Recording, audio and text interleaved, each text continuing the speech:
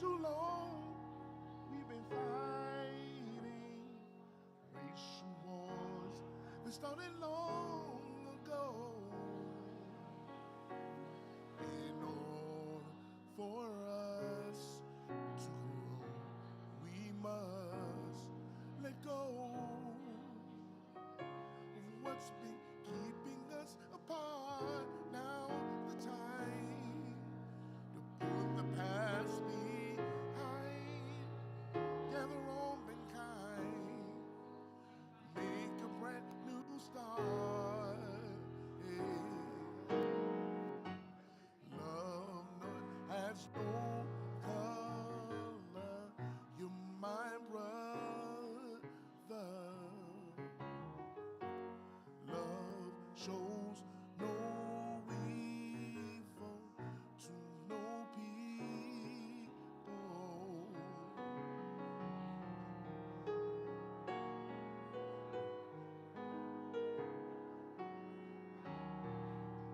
People, listen. There is something that you need to know. Too long we've been fighting racial wars that started long ago. Lord, for us to grow, we must. What been keeping us apart? Now's the time to put the past behind, gather all mankind, make a brand new start. Yeah, yeah. Love has no color. You're my brother. Love shows no evil to no people. His Holy Spirit makes the skin dry. Love has no color. You're my brother. Love shows no evil to no people. His Holy Spirit makes us kindred.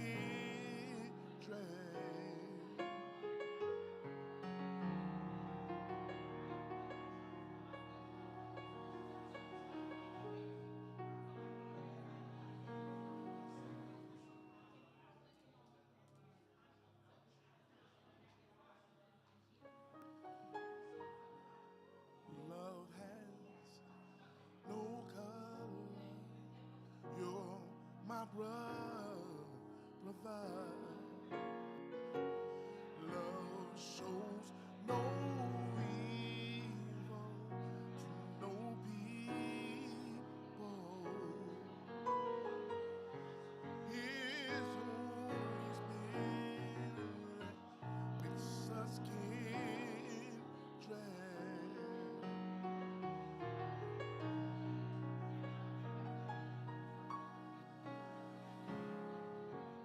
I'm stuck with the man in the mirror. I asked him to change his ways, and no message could have been any clearer. If you want to make the world a better place, take a look at yourself, make that change. I'm stuck with the man in the mirror. I'm asking to change his ways, and no message could have been any clearer. You want to make the world a better place, take a look at yourself, make that change.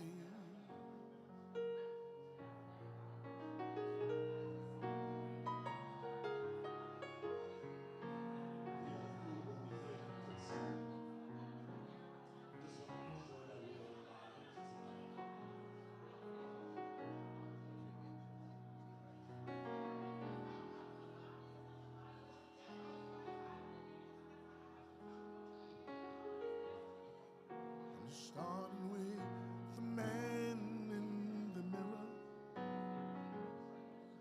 I'm asking him to change his ways. No message could have been any clearer. You want to make the world a better place, take a look at yourself and make the change.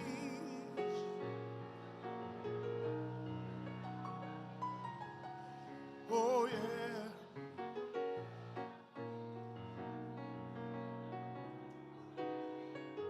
And no message could have been any clearer. If you want to make the world a better place, take a look at yourself, make that change.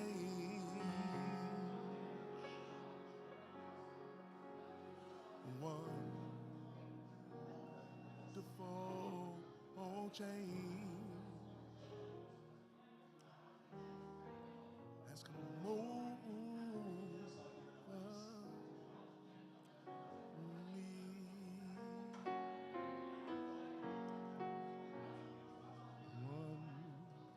Wonderful change has come over me.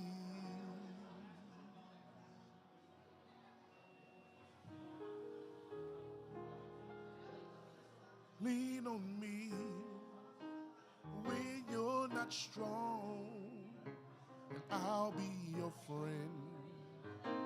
I'll help you carry on, for it won't be long till I'm gonna need somebody to lean on me when you're not strong, and I'll be your friend. I'll help you carry on, and it won't be long when I'm gonna need somebody to lean on. You just call on me, brother, when you need a hand. We all need somebody to lean on. You just might have a problem, need a hand. We all need somebody to lean on me when you're not strong, and I'll be your friend. I'll help you carry on, and it won't be long till I'm gonna need somebody to lean on me when you're not strong. I'll be your friend. I'll help you carry on, and no, it won't be long till I'm gonna need somebody to lean on.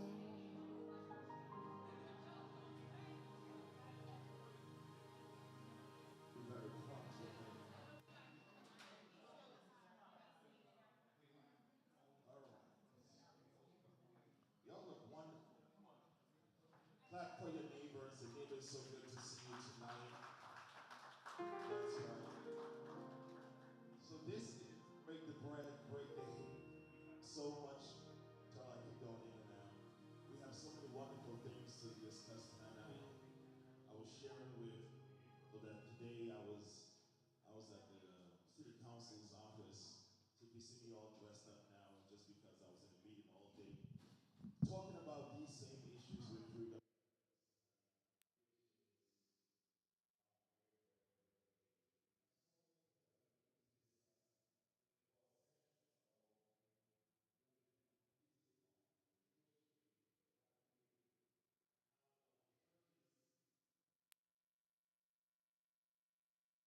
how our churches interact across the board, not only our churches, but our synagogues, our institutions, how they can interact and become a permanent part of helping to solve and eradicate hate. Everybody hear me clearly? So tonight we're looking for a full discussion, not only from the panelists, but we want to hear from you, the people. Most times when I do these things, I've been doing this for the last 2 years, and most times we're talking just only about the police department, and we're talking about the Jewish community, and leave out the most important thing, which is the people themselves, which we need to hear from. And so tonight we need to hear from you and how we can help each other eradicate the hate.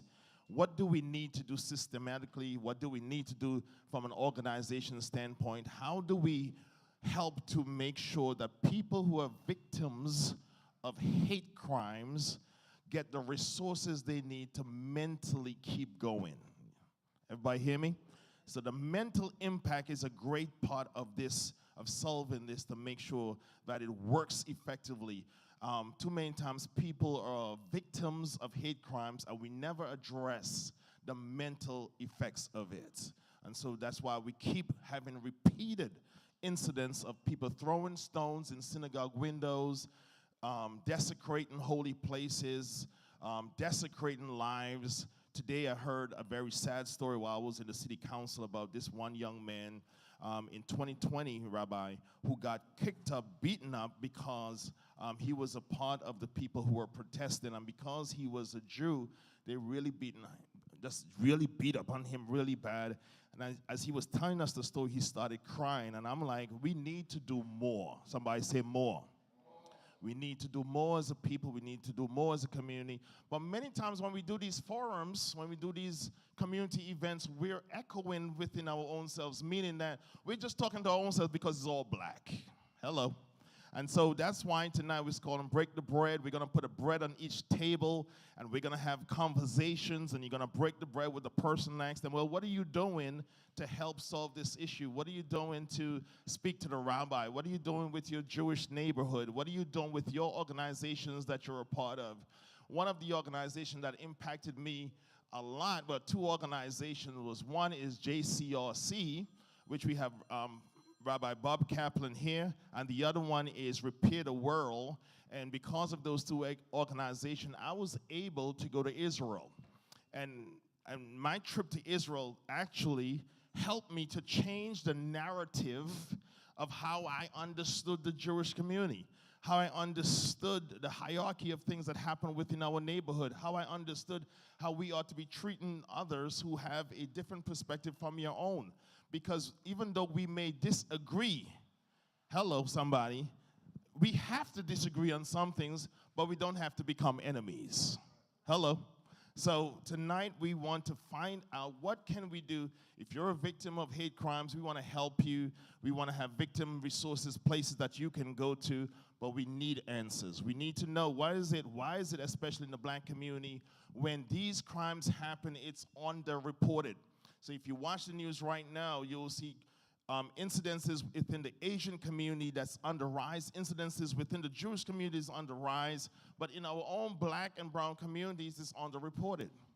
And so there's something called double jeopardy, or double things where people will go into a precinct and they feel as if, oh, I don't want to be double victimized because, Drew, because the crime has happened to me, but when I walk into a precinct, I feel as if I'm double victimized again, because nobody wants to believe my story.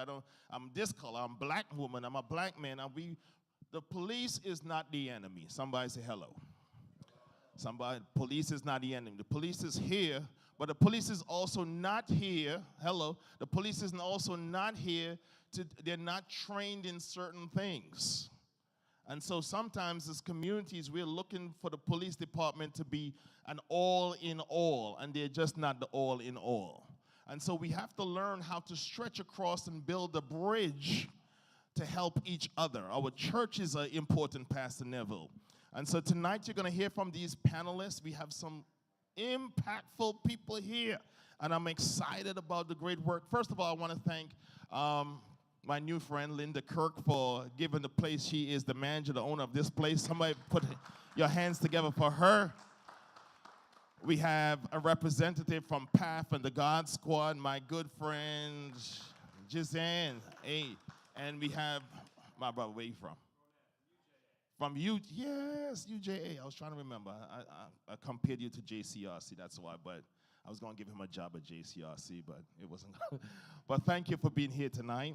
And wherever you're from, we want to welcome you. I just want to acknowledge Pastor, the president of part of Crown Heights, part of Albany, part of Bedford Stuyvesant, Pastor Charmaine Bird. Put your hands together for her.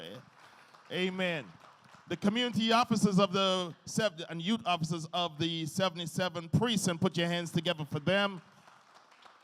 All right, and for every person who's here, I have my good friend Simca, who is from Repair the World. Put your hands together for her, who brought some great cookies here, and we also have great kosher food. Mayan from One Crown Heights, put your hands together for her. And Mayan, it's certified kosher food behind there, all right? And for others who's looking for the fried chicken is coming, okay? Put your hands together for Terrell Knowles, who is here from Stencil Town, who is doing the video. All right, we need to get started. Each one of these panelists will introduce themselves and what they do and the work that they do within community. I'm gonna make them introduce themselves, and so because if I do it myself, I will do an injustice to them. So each one of you have a mic. We're going to introduce yourself, tell us what you do, who you are, and why this work is so important to you. Start with the most important, Rabbi Bob Kaplan. Put your hands together for him. Good evening, everyone. And my wife, when I was coming down, I live in the Bronx now. I hope you don't hold that against me. However, I am very Brooklyn, born and raised here in Brooklyn, originally from Canarsie. And I lived my early life in Canarsie, and then I lived a bunch of years in Flatbush, and I moved to the Bronx not too long ago. I'm the executive director of something called the Center for a Shared Society at the Jewish Community Relations Council of New York. And the JCRC, as it's been referred to, we were just so pleased to travel with Pastor Allen to Israel very recently. The JCRC is an umbrella group for about 60 major Jewish organizations. Well, that's the official stuff. I've been there for about 30 years. This actually, September, will be my 30th anniversary. It's a long time to be laboring in the field. And I started my stuff, I started my journey there because of the events that happened in Crown Heights in 1991. And, it depends upon who you ask and what lens you're looking through. Either it was a riot, or it was a social uprising, or in the Jewish community, some people in the Jewish community called it a pogrom. But my job that I got at that particular point in time, I was at that point working on college campuses as a rabbi, was to figure out how we can help to make sure that kind of hate and that kind of violence was just not going to happen again. How are we going to make sure that people got to know each other, or got to see each other, and got to see each other and know each other as human beings that were sharing common streets and common journeys, and sometimes uncommon stuff? Because everyone doesn't have to be alike. People really can be very different, yet know that they can work together and live together, and sometimes, be in conflict with each other, but you don't want to get to the violent stage. You don't want to get to the hate stage. Because when you get to the hate stage, when you get to that stage, your mind it blanks out. And you do things and you act in ways that are just, it's just not you. It's just not right. So God bless me. You really blessed me. For the past 30 years, I've been helping to build coalitions and fellowships and other kinds of opportunities to bring people together all throughout New York. I get to do some stuff overseas as well. I've been in a number of countries that we've got to do stuff overseas as well. And it's been particularly challenging the past number of years because people have been really at each other. The guardrails of society have sort of fallen off. Where hate was always on the margins and on the fringe, it has really gotten into the mainstream. So I'm just so pleased to be with you here tonight. I'm just so blessed to be here with you tonight because you're the ones that are going to put the guardrails back. You're going to say, as leaders in your communities, that I may disagree with somebody. I may vehemently disagree with somebody, but I'm still going to find the God and the dignity in everyone we encounter. And I'm going to make sure that when I hear words of hate, when I hear words of violence, that I'm going to be the one that's going to make sure that I'm going to be pushing in the other direction. And I'm going to make sure that everything I can do is done to ensure that we are not going to devolve into the world of hate and violence again. Thank God. Really, thank God. Thank God, all the time. I just want to end it with this one thing. Is that I remember after the shooting in Charleston, in the Mother Church, I walked into an AME church up in northern Manhattan to be in solidarity with the folks there because they were really grieving and mourning about what happened in the church in Charleston. And as I walked in, some of the folks there were just singing a song or singing a hymn called God Never Fails. God Never Fails. And it has stayed in my heart and my mind ever since I saw it. Well, if I'm truly going to be a partner with God in this world, I can't fail either. Now, I know I do. God never fails. I know that sometimes I fail, but I'm going to do everything in my power and my strength to make sure that I'm a partner with God and will fail as little as I possibly can. So that's our job tonight, and again, I feel just so blessed to be with you all.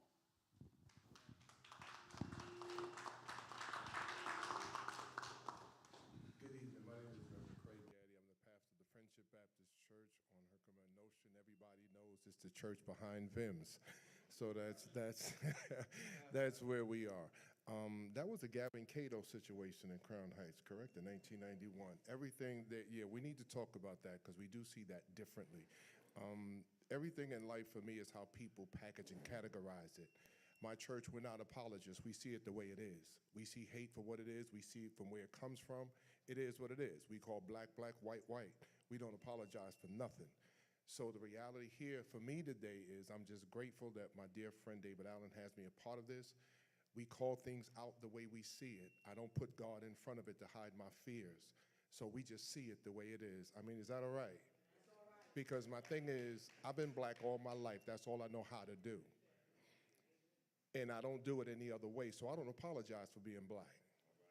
So my thing is, I call it the way I see it. If people have a problem, that's your problem. It's not mine, because when the conversation's over, I got to do black when I leave. Amen? So my thing here is this. We're willing to do what we can, but it goes further than this. So that's all I have to say now, and I'll share the rest in the conversation. Thank you.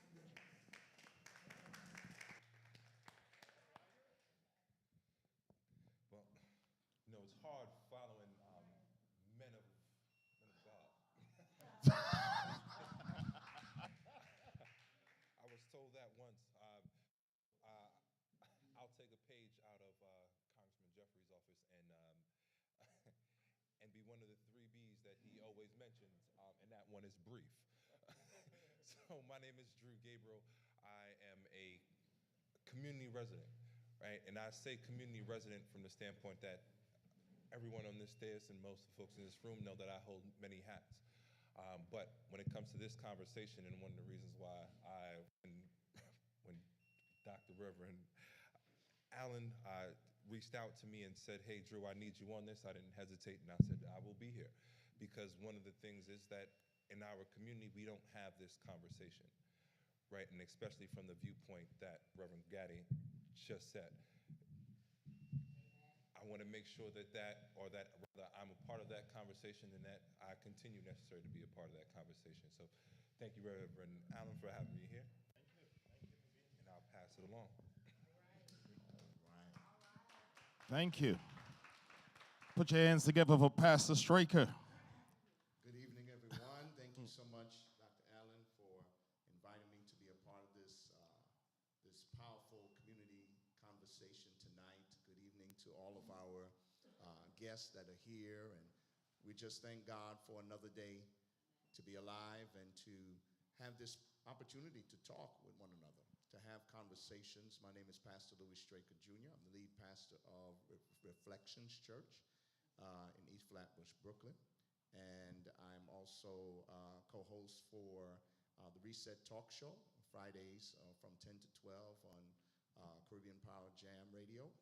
And last but not least, I'm also part of the executive team and clergy lead for the 67th Precinct Clergy Council, affectionately known as the God Squad. And so we have also our interim path coordinator that's here tonight, Jazanne. She was introduced earlier. And this is what we do. Part of the work of the God Squad is to lessen neighborhood tensions. And we do that often by being a bridge between the cops and the community and our congregations as well, because we have to learn how to live together. Much of our work is in the sector of public safety. And you often hear the term that public safety is a shared responsibility. So it's not just the cops' responsibility, it's the community's responsibility, and it's going to take all of us. And so what does that look like? I think much of the discussion that we'll have here tonight will also enhance our understanding of what it takes to provide public safety. We all deserve to walk down the street and be safe in whatever neighborhood we go to, because this world doesn't belong to just one person. The community doesn't belong to one person. We're a great melting pot. Mayor Dinkins referred to us as the great mosaic. And when you look at this nation is not just one person or one group or one ethnic group. It's a group of people that have come from many parts. Out of many become one. And we have forgotten that. And so we got to get back to that, or else we're going to continue to see this dominance of hate and all of these crimes that are taking place. So I'm looking forward to the discussion tonight, and I'm looking forward for us leaving here enlightened and stronger together. Thank you.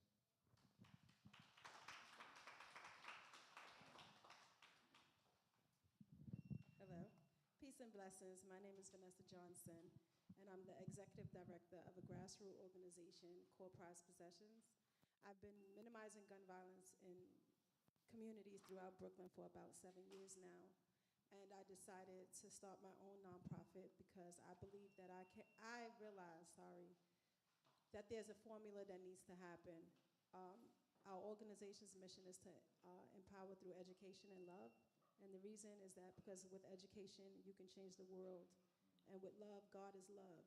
And our young people, they're having some struggles, loving each other and, looking at each other like, we're the enemies and we're not. So I get a little tongue-tied, sorry.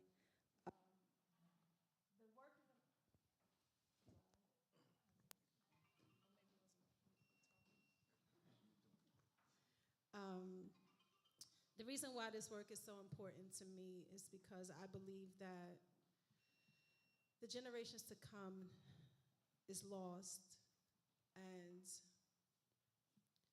we need guidance. Guidance starts from us, mimicking. I know when we were young, they used to say, don't do as I do, do as I say. But it's really don't do as I do, because our children see what we're doing. And it's really about changing the behaviors and the norms and the mindsets, shifting the mindsets of our young people.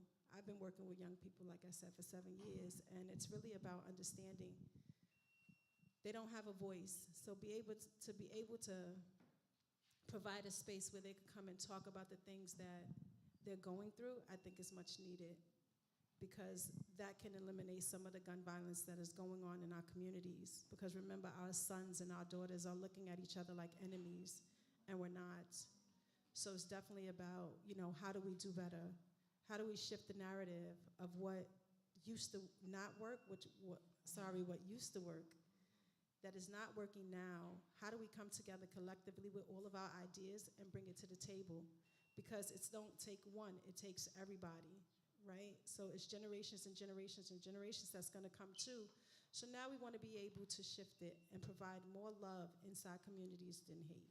And I'm looking forward to this community, like Dr. Allen said. Thank you for having me. Something that you said about you meeting the rabbi.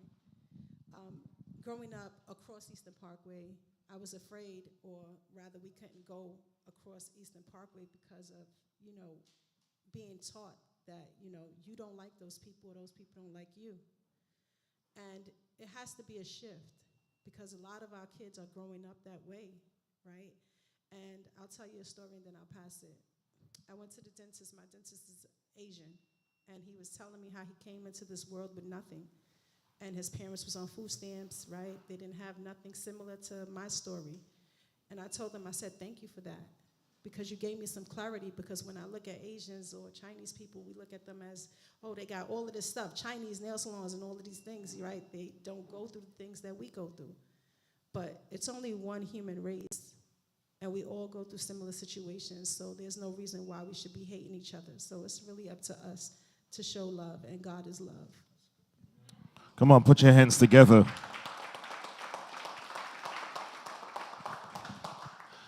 Wasn't that wonderful? So I want to go straight to the core of this, Rabbi Bob Kaplan. What was it like this year, I think, or last year? Was it the 30th anniversary of the Crown Heights riot? What did you and the core people who decided to take action do, I guess, in the post-aftermath of the riots? Because I understood that after that, that's how, it wasn't called One Crown Heights then, it was called something else. Could you give us context on that story? Because what I'm looking for is, that is a great example of understanding how two communities decide to fight against each other and then come to an understanding. So for the people who don't know, would you help us understand what happened and what actions your organization took or the people took, and then we can spin off from there? Sure, thank you so much. And it was in 1991. For a lot of us, that's a long time ago. However, a long time ago can be today in a moment when we encounter some of the things that help to percolate what happened in that summer. I don't want anyone leaving here understanding under the illusion that racism is gone, and hatred is gone, and bigotry is gone, and anti-Semitism is gone, and poverty is gone. All the things that cooked that day are still here. The one thing that is here today that was not here back then is folks know how to call each other up on the phone, know how to talk to each other, know how to yell at each other without it getting violent, know how to disagree with each other without it getting crazy. And that took a lot of time. First of all, after something like that happens, and those who are familiar with it, but I'll just, it was 3 days that sort of shook New York, but shook this neighborhood that we're in. And again, as I said before, some people call it a riot, some people call it a pogrom. A pogrom is something that came from Eastern Europe. It was an organized attack on the Jews. My grandparents left Russia. My grandparents left Russia, a little over 100 years ago, more than 100 years ago. They left Russia because they were afraid of getting killed in one of these pogroms and came to America, where they really embraced what America was going to offer them. And thank God, I am alive today because they decided to do that, because everyone else in their family that stayed behind in Russia is buried in a place called Babi Yar in Kiev in the Ukraine, because they were all wiped out by the Nazis during World War II. The rest of the family was just wiped out in a couple of days. They were all put in a pit and shot. So thank God they came to America. But what we did, what I saw as I was given a responsibility, the community says they gave me a responsibility. Like I said, it came from above. What I saw was whenever we had these kinds of conflicts, whenever we had this kind of hatred between folks, what we would do is we would have, like, we'd get together and leaders would get together and they'd sit around tables and they'd eat some food together and they'd listen to some music together and they'd do some stuff together.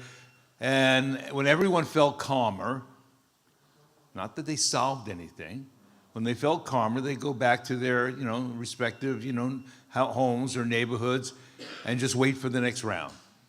Wait for it to cook up again, wait for it to heat up again, and then go at each other. And I said, that's insane.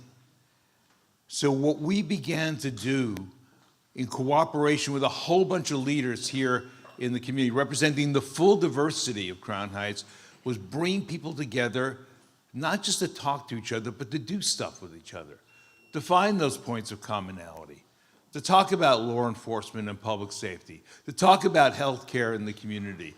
And when we needed to bring additional stuff in, we could do it together. To talk about how we were going to effectuate better housing in the community. Has it been perfect? No. But we got people around a table, and rather than yelling at each other, they began to see a process of problem solving. How were we going to solve some of the problems together and fully recognizing that some of the problems we couldn't solve? We were not going to solve the problem of racism in America. Racism in America is baked into the American psyche. And that's something that we have to all continuously work on. We weren't going to solve the problems of anti-Semitism. It's been around for 3,000 years, 4,000 years. We had to make a decision that we were not going to be the purveyors. We were not going to be the people that were going to amplify the hate. We were going to be the people that were going to lower the hate. So when stuff happens in the community now, people get together and they work together and they make sure it never boils over. So originally it was called Project CARE. And Project CARE was a group that got together on a regular basis and did all kinds of work together for the first 25 years after the riots, after the events in Crown Heights of 91. And then in then on the 25th anniversary, they decided to no longer call themselves Project CARE because they no longer wanted to look back, they wanted to look forward. And Rabbi Cohen came in, it's one of the people who are key to that process. What they began to do is they called themselves One Crown Heights because what they wanted to do was look forward. So the job was to bring people just like you're doing tonight to be proximate with each other, to be able to ask questions that sometimes you don't want to hear, to be able to give answers that sometimes you don't want to hear, to be able to look at what's going on in a community and find answers that were going to make sure that everyone was going to walk away a little bit happier. Some people sometimes a little happier, sometimes other people a little bit happier, but people were going to walk away with a better quality of life for everyone. And that's been going on now since 1995, 96. And it has an annual event. I know that the folks here of One Crown Heights, they do an annual event in Broward Park, and they get together on a pretty regular basis, and they work with each other, and they talk to each other.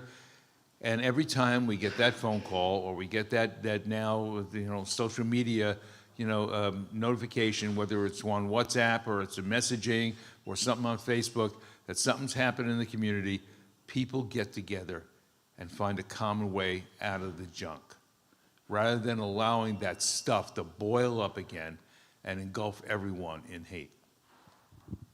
I'd like to say something.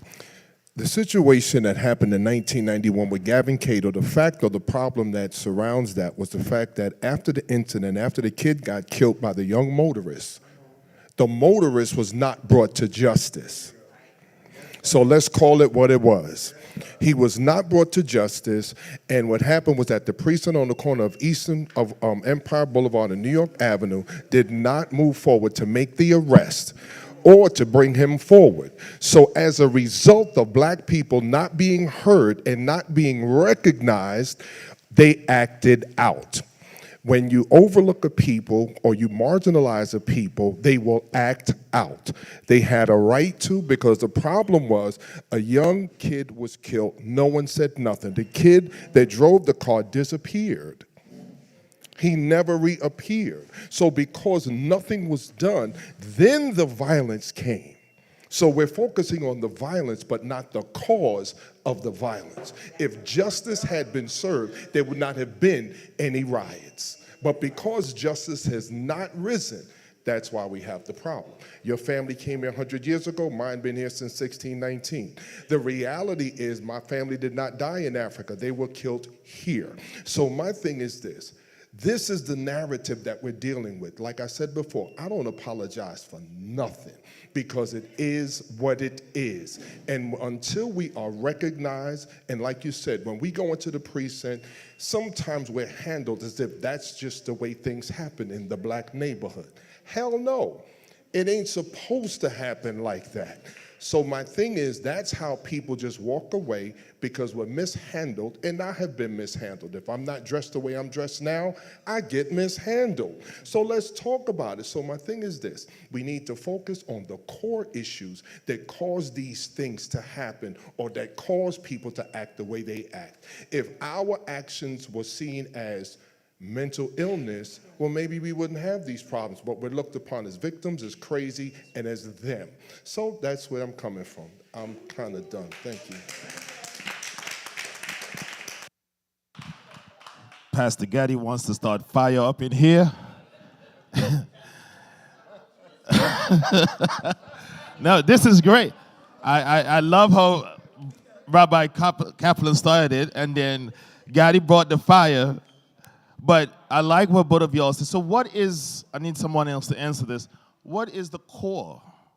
What do we need to address first in the matter of hate crimes, in the matter of bias incidents? What is it that we need to address? Who do we need to address? And who do the perpetrators look like?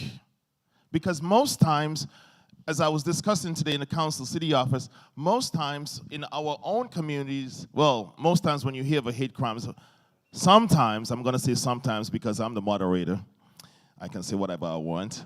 Most times, the perpetrator is first thought to be what? Black, right? But oftentimes it's not. How do we begin? Drew, can you answer that, or Straker or Vanessa, any one of y'all?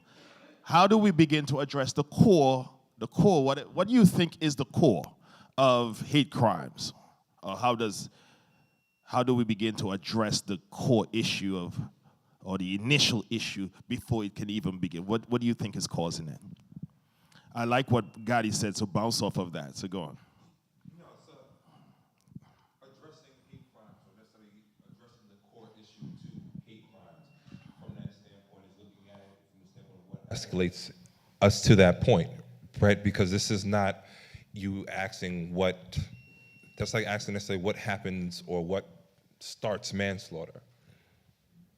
It's an incident. Something necessarily triggers something for us to necessarily get to this point, right? And that trigger, or whatever that trigger may look like, only one side feels as though necessarily they have the ability to say this is a hate crime, right? And especially when you think about it from the black community from that standpoint, no one's going into a precinct reporting it because, one, what does that look like to us, right? And what does that look like to a person?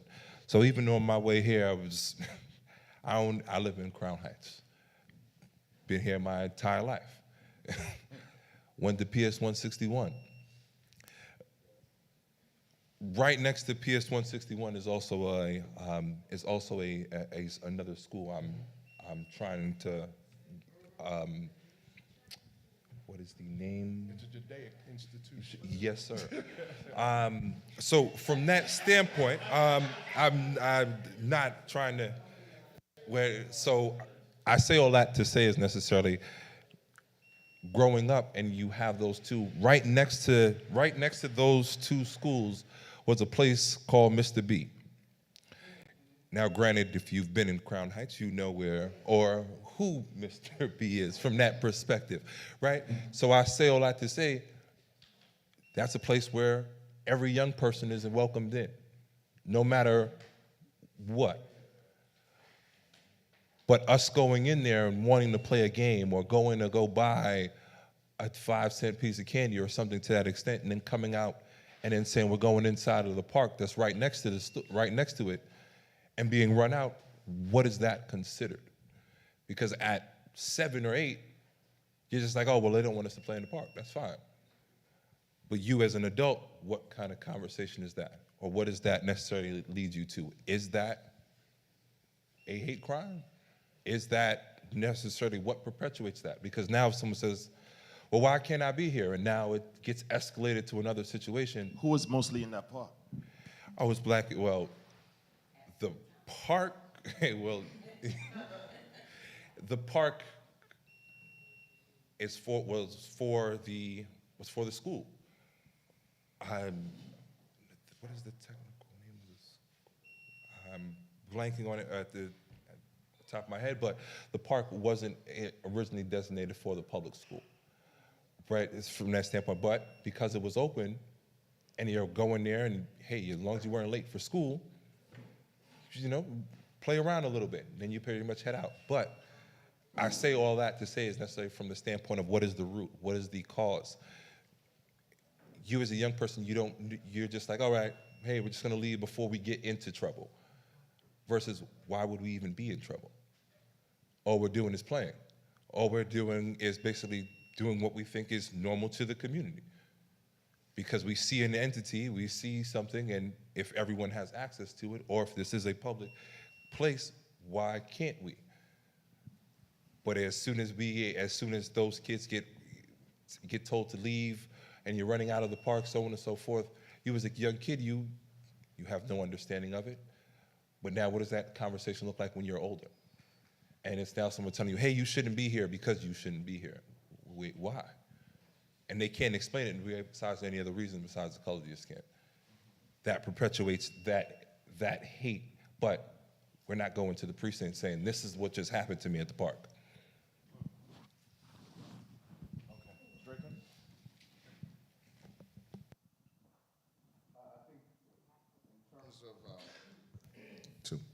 I think in terms of trying to understand why we have hate crimes, you have to go to the root. Like Drew said, what's causing these things? And a lot of times, we forget that we're all human. We forget who we are under that skin. We forget that if we bleed, we're all bleeding red, and the commonality that we all have. And it's unfortunate because there's certain races, there's certain ethnicities that have a God complex, and they truly feel like they're greater than others. We see it even in religion. You see it even with the kidnapping of Jesus out of his Jewish roots and made into a European with white hair, blonde eyes, blonde hair and blue eyes. And the superiority of race and culture that has been imposed on people, that white is right and anything else is wrong. And it spills over. The more people feel like they're closer, or they feel like they are proved by this ideal, then anybody else they look upon that is different, they see as deficient. But different is not deficient. And until we get to realize that we're all one, we're going to continue to have these things. And so what happens is people see the differences, and they create that hate comes out of that. And then the intimidation factor. Like, maybe there's something there that you really wish you could be like, or something that somebody else has. Cain killed Abel because of something he had or done that was greater. Not that Abel was different from him, but it was something that he saw that he just didn't meet the standard of. And a lot of times people see certain things, and they're deep-seated things that happen inside of the heart. So at the end of the day, it really is a heart issue. And that's why I believe, and I'm sure we'll get to this discussion later, the work and the role of the church, really getting to the hearts of people and helping people understand that we're all created in the image of God. We all carry the breath of God. And once people begin to see it from that perspective, we've got to learn how to love our brother and be our brother and our sister's keeper. Awesome. Vanessa? Oh, you want me? No, I'm just kidding. I would say when I hear the root, first of all, I was like 11 years old when that situation happened. So I'm not too familiar. As you're speaking about it, I hear it. But the root of it is that we're not born to hate, we're taught. And a lot of times, coming from the families that we come from, for me, is like we're taught to say, stay away from these people, right? Because the color of our skin, people don't love us, right? We don't matter, right? So we grow up thinking that we don't matter to anybody. I mean, for me, too, you know, I feel the same way until I got older. And it's like, you know, like the pastor said, we're all one human being. So it doesn't matter the color of your skin or how you look, right? It's how you treat me, right? If you treat me with respect, I'm going to treat you with respect. If you show me love, I'm going to show you love. I used to feel when I used to go in certain restaurants and white people used to be in it, I used to feel not afraid, but why am I here, right? And I used to say to myself, like, girl, like, you belong here just like they are here. But because I was taught that white people don't like you, Jewish people don't like you, all of these things, now I have this persona in my head, and I'm starting to move in a certain capacity because I know that these people don't like me, or you're staring at me, or if I'm walking past, you don't say, excuse me, or something like that, because there's no manners. It's like, bro, like, so now I'm in a frenzy, like, okay, well, you don't got no manners, you can't say excuse me? Now I become somebody else. And it's like, why? Why do we have to be like that? You know, like you said, taking it back to the church, too.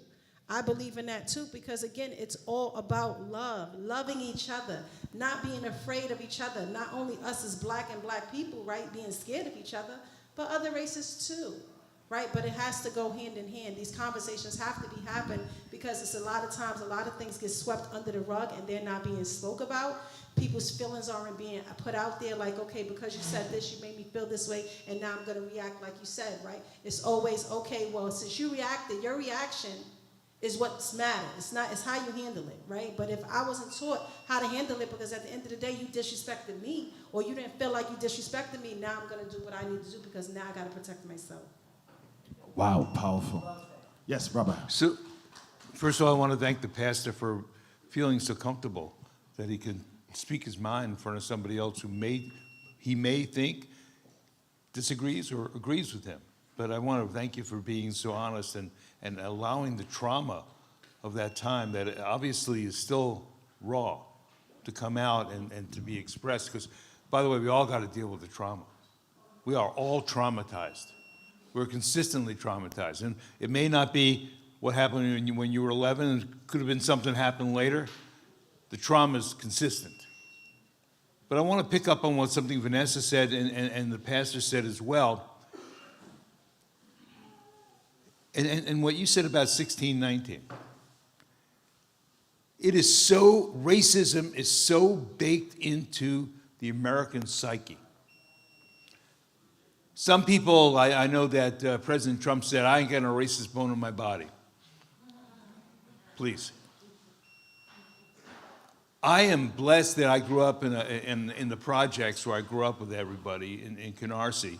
So I got to know a lot of different people since I was young. So it was a little bit of a different narrative that I was taught ever since I was young. However, I am a racist because this is what I was taught too. I was taught that issue about white and black.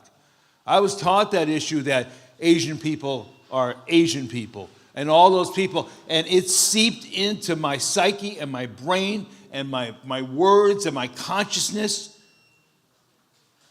And I acted out on it till I became more conscious of it. And now I'm left with, what do I do with it? What do I do with that racism? So I got to dismantle racism in me. I got to start with me. And if I don't start with me, I ain't going to get nowhere. It's just that I'm not going to move it forward. Because I can give you all the platitudes, all the right words. I can sound like I'm saying the right thing all the time. But I'm only fooling me. I'm not fooling you. Because you know. Because if I'm telling you something that you know is wrong or a lie, you're going to figure it out. So I got to figure out what I do with it in me. And when as I move through the stuff, as I move through the work that I do in the world and the blessings that I have to be out there in the world and to organize and to meet leaders like Pastor Allen, who was part of We Are All Brooklyn Fellowship Against Hate, who was part of the PATH initiative in Brooklyn, as I get to meet other people and travel with other people, I'll tell you stories like, and it sometimes affects you in a very deep way. Recently, I think it was in November, I went with Baraka Baptist. I don't know if you guys know Pastor Mullery and Baraka Baptist. I went with them, and I've been with a lot of different churches to Israel, and I travel with the church, and I'm getting on the bus, and the bus is really crowded. I'm looking for a seat, and somebody walks up and goes, "Are you on the right bus?" You know, because I'm white, and everyone else is black. It's like, "Are you on the right bus?" And I said, "Is this Baraka Church?" And they said, "Yes." I said, "Well, I guess I'm on the right bus." That was a moment of us encountering one another. And I sat next to that person that asked me for the entire trip because I wanted to encounter her more. I wanted to know more about who she is, but I also wanted to know about more who I am and how we can travel together in this world, being from different cultures, being from different backgrounds, dealing with all the crap that America and racism has piled on us. Yet at the end of the day, that we could talk to each other and travel together and enjoy a meal together and look at holy sites together. Her a Christian, me an Orthodox rabbi. How do we engage in holy sites even from those different views? Because I'm not going to agree with her about issues that drive her faith, and she's not going to agree with me about issues that drive my faith. Other than we both believe in God and we should be consistently doing the right thing. Those are two things that really make the world move correctly. But the other stuff we may not agree with. Yet, going back to you said, I got to see the human being in that person. I got to encounter her absolute and God-given dignity and figure out how I'm going to, travel with that person. A little cramped on the seat, because we're a little cramped on the seat, traveling through the Holy Land, trying to be holy in a place that sometimes isn't so holy. Awesome. Come on, put your hands together for them. Let me take a moment and acknowledge the district leader, Kenesha Traham Cooper, is in the house. Come on, stand up that we may see you with her beautiful daughter. Try to cover your head with your hoodie. Awesome. Pastor Jamel, you had something to say. Come for the mic, real quick. Now, don't be long now. I think it must be said that in order for us to really handle where the hate comes from, we have to be honest and say that the hate isn't always taught. Sometimes the hate comes from places because when one person is being treated differently than the other, when one person is being given more than the other, when one person is being treated with kid gloves while the other is being literally killed, then you have to understand, as children, these kids see this in Tilden houses and in pink houses, and they see these things. They see it on the news. They see it in the streets. Not only do they see it, they experience it. And that hate for authority, it comes from there. That hate for other people who are being treated differently than them, it's not that they really hate them, it's just that they hate the fact that, why won't you treat me like you treat them? Why won't you do me like you do them? Why can't we all have the same the level, until we learn how to level the playing field, it will never, we can talk about it, but we are literally being sabotaged by the wealthy in this country, the wealthy around the world, because these systems are created by the wealthy. They have meetings that none of us are a part of. They have these things where even with the police, they come and they give you rules to pass down that sometimes like, that ain't right. That ain't right. But you do it because you understand that if you don't do it, then it'll affect your job. It'll affect how things work for you as a police officer. And my thing is, until we really deal with the corruption that is in our nation, deep-seated in our nation, it's not just racism, it's corruption on every level. On every level. So I don't want to be long, so. I think Dr. Allen, the brother pastor, he makes up Pastor Lewis brings up a very important point. We say in the streets, no justice, no peace. And I think it was Dr. King that said, peace is not the absence of, tension or violence, but it's justice for all. And the good pastor here also brought that up, the lack of justice. So when we talk about having peace, it's not just the absence of not having hate crimes. Peace, Rabbi, if I'm correct, shalom, is not just the absence of violence or tension, but it's the whole well-being of a person.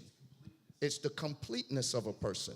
And that requires that people be well-respected, feel complete, feel whole. And that can't happen if we have economic injustice. That can't happen if we have racial injustice. That can't happen if we have bias and prejudice.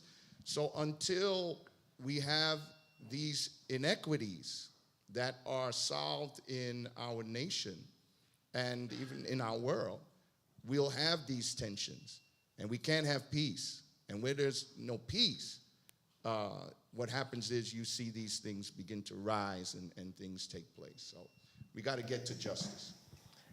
Thank you. Good evening, everyone. My name is Evangelist Sharice Wilson. Pastor Gady, Yes.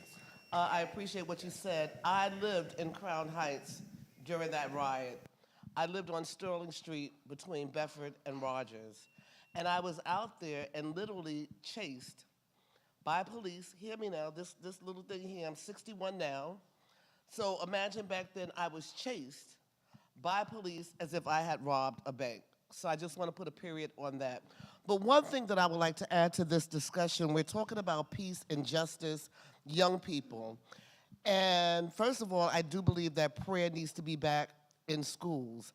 And also, if all children are learning all history, then you gain a respect for the little black boy that's sitting next to you.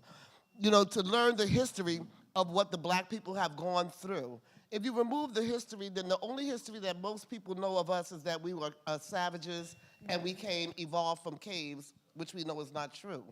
So I think that educating young people as early as they can understand ABCs, understand the black history, understand the Sojourner Truths, understand the Harriet Tubmans, understand slavery, understand what it felt like for a mother to have her baby snatched from her and sold off, understand how men were emasculated. There has to be a level of respect for the history of a black person, because if they understood our history, you would look at us different. If you understood, thank you, brother, if you understood our history, you would look at us differently. Because how could you not expect a level of anger and disappointment? I don't look like a robber, do I? But I have gone into, and I've learned a good skill. I go into a store and immediately, there's an entourage of these lovely people. Are you buying something? Can I help you? Now, I know as an evangelist, this is not right, but I would say yes, and I would have them find me 150. You want to wait on me and follow me? Yes. Could you go over there to aisle 6 and see if you can find a size 2? Okay, I don't wear 2. My bad. I'm a 12. So there has to be, it has to start, to me, I heard, we're the core. The core also starts in the Jewish homes as the black homes, to teach your children about black history, to teach your children that we bleed the same blood and that no one is above others. There was another thing that I wanted to make a valid point about, and I think I did mention, prayer needs to be returned in school. Prayer, I don't care, prayer needs to be returned to school. And I see Reverend Dave walking to me because he knows I like to talk, so I'm going to hand back the mic before I do a whole dissertation. Okay, I'd like to, can I chime in? Yes. I'd just like to chime in. The reality is this is just how I see it. I believe that self-love of self, teaching black people to love yourself, because even in religious institutions, we're taught to love other than self. Where even our Savior has been Europeanized, so therefore we love that more than we love ourselves. I don't agree with that. So my thing is, if we take the time to teach self-love and the love of who you are, when you love you, nobody else really matters. Nobody matters. So it doesn't even matter if you like me or dislike me. You don't matter, because I know me and I'm all that matters. I mean, it's not about selfishness, it's all about self-identity. The next thing is that when we talk about question number 2 with the mental illness, we have to go back to 1983, 84, 85 during the crack epidemic. These people are now grown-ass adults. Okay? But now let's package it. We're talking about they're grown adults that are now in their late 30s that were born during the crack epidemic, whether their parents were crack addicts, their fathers were in prison, no matter whether they were AIDS babies, no matter what it was. All of these things came as a barrage against our people. It was packaged as what Reagan stated was the war on crime. So therefore, they began to put our parents in jail for petty crimes of selling crack and cocaine and things of that nature for $60 and $80 bags. But all of a sudden, they repackaged it when it occurred to other communities as an addiction. But with us, it was labeled a crime. I mean, am I making sense here? Yeah, you're going, Gotti. So my thing is, it's really how you see things and how things are packaged and how we accept how things are packaged. And this is the problem that we're trying to live out. So when people are going through different things, like I said before, and one thing's for the police department, police need to be mindful of the flow of a community. Perfect example, and I'm done. Timothy Stansbury was killed in 1999, doing what every black kid does in the project. The elevator broke in your building, you go to the next building, take the elevator up, walk across the roof. I grew up in Marcy. I lived on the 6th floor. I know what you're Exactly. But the kid does that and gets killed with a CD in his hand because they don't know the culture. That's all I'm saying. It wasn't the fact that I feel different about it, but the thing about it was that if he knew the culture, he would know this is what black kids do. But he shot, and he killed the 17-year-old kid. So my thing here is, and then again, there was no true flow of justice. So what do you expect people to do? So that's all I'm saying. So I'm just trying to just uncover things to see it for what it is, because this is where the mental illness comes. If a cop says, look, man, what's wrong? What's going on? Because 9 times out of 10, when somebody acts out, that action is coming from somewhere else. Mm-hmm. It's never because of what's going on. It's just at the wrong time, the wrong person, and they had enough. That's all it comes down to. And until we understand this, and you just treat them as a victim or based on how they act, things will never get right. So I hate Come on, put your hands for Gotti. I gotta get the police department involved in this also. Sarge, would you mind? Timel, before he says something, Pastor, thank you so much. I know you got to go. We're praying for you and his family. He had a death in his family, so thank you so much. Put your hands again for Pastor Gotti. There is a bread. There's a thing of bread on every. I need everybody to grab a piece of bread from off of the thing, the tray on your table. Everybody grab a piece of bread. Everybody grab a piece of bread. Thank you for bringing your congregants from your church. Just grab a piece of bread. Everybody grab a piece of bread. Tonight is called Break the Bread. Even you, Rabbi Eli, even you, grab a bread. All the rabbis in here, grab a piece of bread. You're not going to eat it. Even you, Mayan, everybody. Oh, you got a cookie, yes. There's kosher cookie too. Hello, there's kosher food, which is real, CHK, okay. For all the Jews in here, please eat. And then there is food for everybody, so you can get up off your table. But I need everybody to grab a piece of bread. Just grab it. I didn't say eat it now. I didn't say eat it. Kanisha, you're not eating it. Just grab the piece of bread. You got to grab it. Grab the bread. Everybody got a piece of bread? Just put it up for me. Everybody grab a bread. This is important. Everybody. I need to see everybody with a piece of bread. This is important. Now, here's what I need you to do. Look at the neighbor next to you and say, neighbor, I'd like to break bread with you. Break my bread. Break my bread so that I could break yours. Come on, share it. Everybody. Y'all see how this changes the atmosphere now? If you break the ice within your own community, how it can begin to foster communication. Now, I didn't say eat the bread. Some of y'all just eating the bread. I said pass the bread to your neighbor. Thank you, Rabbi. He's sharing the cookies right now. Come on, Timo, say something to us. So, good evening, everybody. My name is Officer Tamal. I know some of you in the room, and it's great to see some of you again. My colleagues here, Officer Sanchez and Sergeant Cotter. First and foremost, I just want to start by saying if we take off, we are not being rude at all. It's just the nature of our job. We are working, and we have to be out there on the street. We were not ordered to be here by any means. I'm proud and humbled to say that Dr. Allen is a really good friend of mine. I've been working with him for years. We've partnered together for a while. Correct me if I'm wrong, Pastor. We are deeply humbled and honored, and we respect each and every one of you and your thoughts and your opinions and facts that you're sharing here tonight. Thank you for having us. Thank you for allowing us to sit here and listen to you all. I just want to echo a few things that have been said here tonight. We are community officers, and I just like to make it clear sometimes to a lot of the community events I go to, our job is not necessarily first and foremost to enforce the law. We are here to protect life, preserve life, to serve and protect, and that means a lot of things. You know, me personally growing up, I have my own influences, my own values, my own morals that I can say are echoed throughout the police department, and some of those values include learning about all people.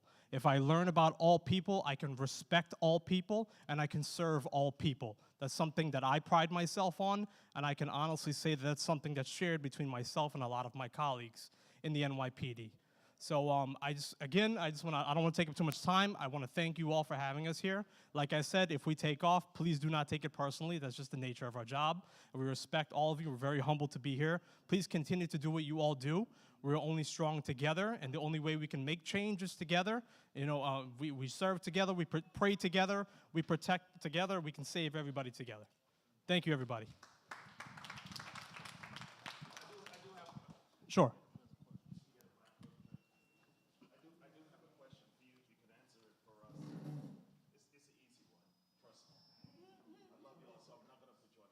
That's fine.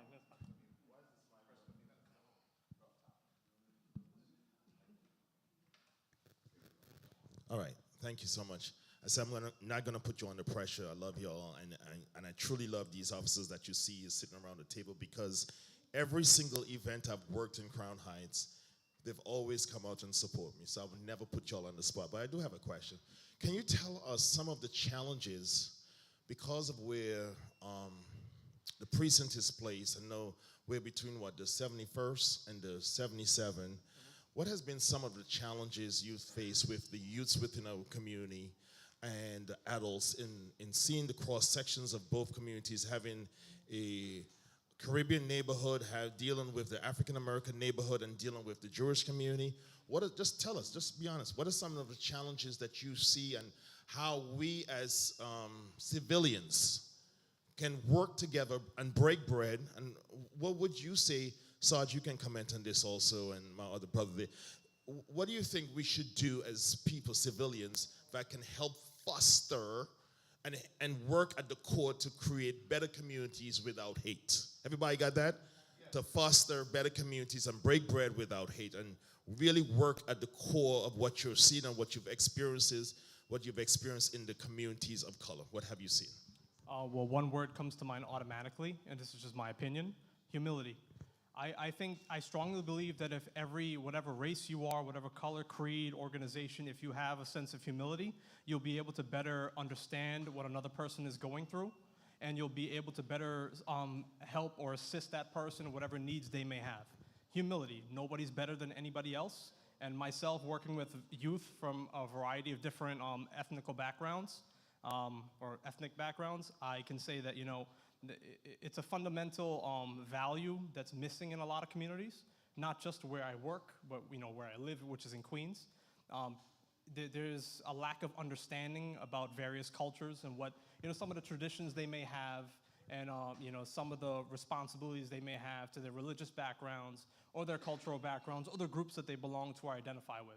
So I think if people bring themselves down from here to the kind of this level, we can all be on one playing field. And we leave room to understand and really respect one another and their backgrounds. And that will make it easier to move forward. And once you understand someone, you can understand what they need in order to survive, to move forward, to succeed. I like what you said, leave room so we can communicate. I also want to add, like he said, the youth is very important. So you put on these meetings with the black community and the Jewish community, but I barely see any kids here. That's where it starts. You have to get Jewish kids, the black kids, start early. Have them, mingle, be friends, so they're not so different towards each other. Ooh. So Rabbi Eli? if you could start doing more community events with Jewish youth and black youth, bringing them together when they're young, I think that'll help the community itself. Do you think that's possible? It's up to you guys. I need someone from the Jewish community to comment on that real quick. No, Actually, Rabbi, don't be 2 hours.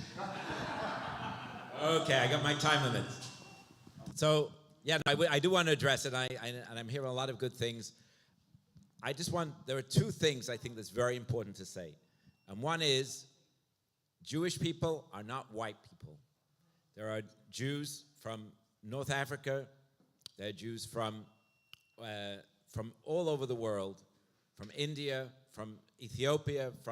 Jews are not white people, and Jews are not responsible for the suppression of people during slavery. They were not involved in it, and it's really, I think that we lose from both sides, because when white people oppress people, they oppress Jews first. When people look to the oppressor, we become the oppressor. The Jewish people become the oppressor. And it really is. And I would say also, to add to that, I think that the people make a confusion between racism and bias. Everybody is born with bias. Everybody has, and we overcome bias. We learn to overcome bias. That's part of growing up. Not everybody is born with racism. People are not born to be racist, and not every person who has certain bias is a racist. The other thing that I think is very important, and this is the responsibility, and I'm going to get to the officer's question because I think it's important, but I just want to say a couple of things just to sort of reframe the conversation a little bit. I think that over the last couple of years, through a sea change in the way that police work has been done, right? So we had, I don't know where it started, okay, but let's say we can go back to the 90s. The 90s was terrible crime over here. And together with crime comes suspicion. As crime went down, suspicion levels go down too. So people are not so suspicious of the person they don't know if there's not a sense of danger out on the street. I mean, if you walked in certain areas in the 80s, you were guaranteed to get mugged. It wasn't even a question. It was just part of what was expected. And then as policing became very forceful and crime went down, it gave a breathing point, and then we came to the place of, let's say, where we had the change in administration from Bloomberg to de Blasio, where people said, hey, 1 second, we're still living in the 80s where we need to have really heavy enforcement. We don't need that anymore because people have learned. But now we've had a backlash over the last couple of years where we're going back to emphasizing difference and race, and I don't think it's a positive thing. And I think the role of us as religious leaders, speaking for myself and other religious leaders here in the room, is to be a voice for peace and moderation, not to emphasize the difference, but to emphasize the similarities. And as the officer said, and now we're going to the point that I wanted to make, it's a very good point. Because the pastor spoke about his experience with the school, right? He was in the public school, PS 161. Next door to it is Beth Rivka, which is a girls', at that time was an elementary school. Now it's a high school, but at that time it was an elementary school. And the playground of the school was not a park, it was the school's playground. And, you know, I don't know if you know, not everyone's familiar with this, but in the Jewish faith, the segregation of boys and girls is absolute. So there is no intermingling between boys and girls in the Jewish community at the official level. Of course, you know, what happens behind the bus or behind nobody can quite know. But, you know, that is the policy of the religious policy of the community. And a lot of people misunderstand that to be antagonistic. So my point is that we've done a lot of work as the Jewish in the Jewish community and working with other partners, Dave and others, to try and bring people together, but we have to work within the limitations of what our religious faith allows. So especially the segregation of boys and girls, it makes it quite difficult to promote a kind of mingling of youth when there's different moral standards, different, I mean, society today, you know, you understand? Society today. How do we begin? So we can begin. So, so many questions. Right. So how do we begin to really bridge? So we've done some of this. But we've done some of this. For example, we had a few years ago, I did it with Bob, and we had a group of girls in the late teens who worked together on making a cookbook and sharing recipes and understanding. But again, you have to deal with the fact that it has to be kosher in the end. You know, there's a lot of working within the framework of the religion and allowing this kind of, you know, and fostering, let's say, not allowing, but fostering this kind of interaction. It's a challenge because each thing has its challenge. Now, if you're talking about very young children, for example, we do the festival in the park, we try to aim for the very young. Let's bring the mothers and babies together, the 3s and 4s and 5s, where you don't have yet the issue of the different, sexual practice of different communities, which is, and this has nothing to do with black and white. I mean, this is to do with American culture, which encourages, sexualizing kids younger and younger and younger. And we're fighting that and trying to do the opposite of trying to protect kids and cocoon them from interaction until maybe, until they're actually starting to get ready to marry. So there are a lot of challenges. That's all I want to say. Pastor, let me lift up something that's going to be happening here, God willing. 20 years ago, right after 9/11, I was part of founding something called Youth Bridge, which brings teens together on a regular basis, all different kinds of teens, not just black and Jewish, but all different kinds of teens to learn together.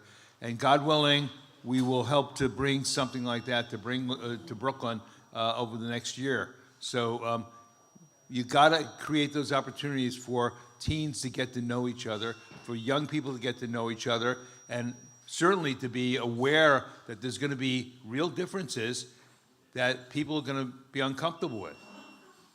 However, we got to get beyond the difference and make sure we have the connections. I think what the officer was talking about was more along the lines of education, not necessarily the intermingling, even though I believe we need a little bit more of the behind-the-bus activity with all of us. But he was talking about education. That was something that we did with our youth at the God Squad. We took our young people to the Jewish Children's Museum up on Eastern Parkway, Miss Debbie, just to enlighten them on Jewish culture and some of the things that they've been through. We also need Jewish children to go down to D.C. and go to the African American Museum to understand the struggles of black people as well. So I think education is key, but I would dare say that the greatest level of education needs to start in the home. Families have to come together and start educating their children and also being educated themselves so that they can impart knowledge as to what other groups have been through, what the Asian community has been through, what the Jewish community has been through, what black people have been through. We need to start that in the home. And so that's critical for us coming together. District leader in the house. Is it Mike Boomer, sir? Yes, sir. He's in the house. Put your hands together for him. But this, Lisa, he had a question. Let me get you. Brother, go on. Good evening. My name is Brother Malik, and it's not a question. It's just a point that I want to address, and I appreciate the opportunity that you give me to address it. I'm going to be really quick because I am the man that get down to the core. The pastor left. He hit the hammer on the nail when he said in the 80s, when the crack epidemic was out, and these kids, I'm getting past it, these kids grew up now. We forgot that. Half of us in here forgot that we was the one that damaged the parents. We sold it to them. We gave it to them. We forget that when you're not supposed to. Let's not. We forget that. ACS took them women and children. We forget that. And this is why these kids that's here now is so angry. They had not had a chance to be with their mother because of ACS. Maybe the mother even sold a kid. We don't know. Let's not forget where we came from. We can sit here all day and politics don't mean nothing. Not being disrespectful. I get down to the core. The police had left. I'm glad they left. I got shot up 5 times and laid on the ground. Got to the hospital, the police told me, you ain't dead because I didn't shoot you in your head. That's what he told me from the 77th precinct. Why should I like them at that age? I grew up. And one more thing I want to say about the Jewish community. I got over $600,000. I went to the Apple Bank on Lee Avenue. What's that, Lee Avenue, Lee Street? Lee Avenue? They spit my card out.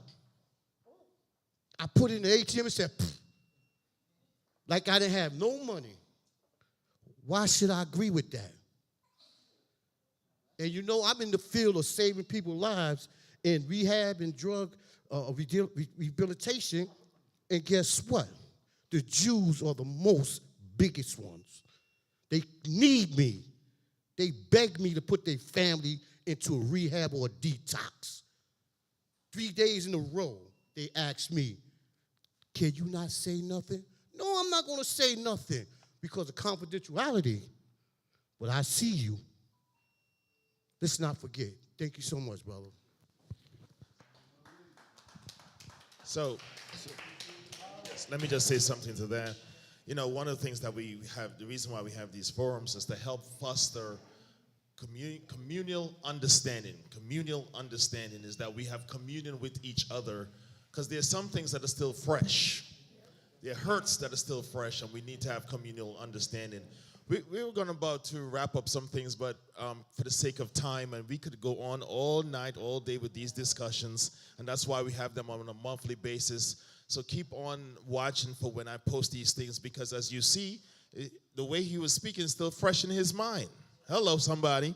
And so we just need to really have a lot more of these discussions and talk about the hate issues and talk about what we can do and talk about the victim issues and talk about how we can provide more resources and reach out to your council person and your assembly members and how we can really, really, really put some things into place. Lisa, I'm going to come to you now, and then we're going to take about 1 more, 2 more questions. I'm going to ask everybody to get something to eat. But I really am grateful for each. Put your hands together for each one of these panelists here tonight. It's outstanding. Thank you, Miss Linda Kirk. You've been outstanding. For the people who are at the table at the back, hello, everybody. We got kosher food and we got regular food. So please take all foods, all right? So please, but yes, actually, we'll do. So you go and then I'll make you go and then we're going to close out. Hi, I just wanted to really quick address something the rabbi said. I'm sorry, I don't remember your full name. We keep speaking, Cohen? Okay, Rabbi Cohen. We keep speaking about the core, and so I just want to get to a quick understanding. I'm not speaking for all black folks, but I just want to say this. When you said Jews are not white, but we're looked at as the oppressor, so when the black community looks at our history, and we are probably the only ones without the reparations, and we understand that the Jewish community was able to be given that. And like the young lady said, we were told not to go across Eastern Parkway because all that was owned by the Jewish community. So in our eyes, you may not feel like you're an oppressor, but because you got a leg up and you had an ability to build, our Black Wall Street got burnt down, and we're able to walk in our neighborhoods and not see any of our buildings. It brings resentment and contention. So you may not feel like you're an oppressor because you had no hand in it, but when we're walking in our community, we feel like we can't do anything without the permission of the people that live here, which feels like an oppression. Simple comment from Kyrie Irving, got things shut down. You know what I'm saying? So that's all I'm saying. It's not that you may be the oppressor, but it's the imagery of us continually having this ceiling because of someone else in our communities. It's supposed to be us, and it's not shit. That's all I'm saying. All right, well, Put your hands together for what Lisa said. What happens with that statement, which she said, comes to me the word ignorance. Ignorance comes to me because obviously if a person is ignorant of something, they don't know. And our Bible teaches us for the lack of knowledge, people perish. I'm Pastor James Neville, Holy Temple of Prayer. I'm also executive board of the 77 Precinct Clergy Council. I live right on Utica. I'm growing in Crown Heights all my life. I live right on Utica and Prospect Places where I'm at. So ignorance come in the fact that what Rabbi is saying is that and I was a young man hurt, brought up in the community, so therefore, and as he said, 16, 19, we were slaves. So because we were slaves and we're trying to come out of the slavery, we're hurt. Our great-great-grandparents were slaves. My great-great-grandmother was a Cherokee Indian. I'm Native American all the way. So what happened is that when we came up, we knew that we was oppressed by the white slave owners. So then what happened is that when we do see the Jewish white face, we think that, like you said, we think that they're the image of the person who has affected us, but they're not. They're not. Because what happens is that we are all Jews inwardly. In our spirit, we're all Jews. We're all Jews, as our Bible teaches us, because of the Spirit of God comes from Moses, Abraham. We're all Jews. But as young people, we're ignorant to the fact of who the oppressors is. Now, and you talk about reparations, I understand that in San Francisco, in California, right now, the government in California is trying to do a law with reparations to give black people some other things that they were taken from them years and years ago. I don't know if it's going to trickle down to America or New York City, but they are thinking about reparations for black people for all the crimes that was committed to us throughout the years. So we can pray about that, we can ask God about that, but ignorance is just something that we need to fight and battle against. I work for Children's Services, I work for ACS, I have 4 adopted kids, I have 7 kids in my home right now, I'm a pastor of a church, I teach them every day, love Israel. Love Israel, because that's what God wants us to do. The imagery is not from the Jews. It's from right now, we have this government that we're dealing with. And that's how it's been for years and years and years in America. The oppressor. It wasn't Jewish, like they said. It's them redneck, white crackers that we have who went against our Washington, D.C., who attacked our White House a couple of years ago. That's all I have to say.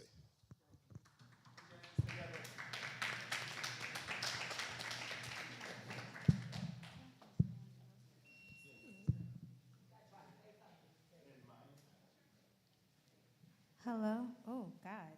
Jesus. Um, Hi, my name is Amir Dealer. I just wanted to say something about teaching Black history in all communities. As soon as I heard that, I instantly thought to myself, how? Only because not that it's not a possibility, but in a lot of schools, all of Black history is not taught. Slavery is taught. Harriet Tubman and Martin Luther King is taught. Sometimes Malcolm X, but that's all they talk about. And I personally had to do my own research on different things about my history. So if we do end up doing Black history in different communities, I feel like, of course it would be helpful, but if we're gonna do Black history, we should do all Black history. Um, Not only to teach other people about Black history, no matter their race, but also to teach Black children about Black history, because a lot of kids don't know their history. And Ignorance, ignorance, ignorance. Yes, it definitely is ignorance, but I feel like it shouldn't be, you should never be so oblivious to the point where you don't even know the difference between Rosa Parks and Harriet Tubman.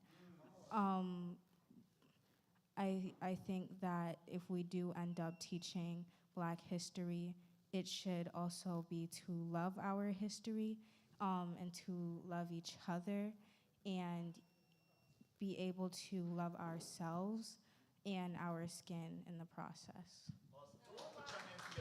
Put your hands together for her. Now, she said that. All right, after my end, we're going to go back to the panel. Well, Pastor Charmaine Baird, and then we'll close out. Okay, hi. Hi, Mayan Zeke here from One Crown Heights. So I'm a Jewish person, Caribbean Jewish person, so just like, we're not, not all a white face, so to speak, quote unquote.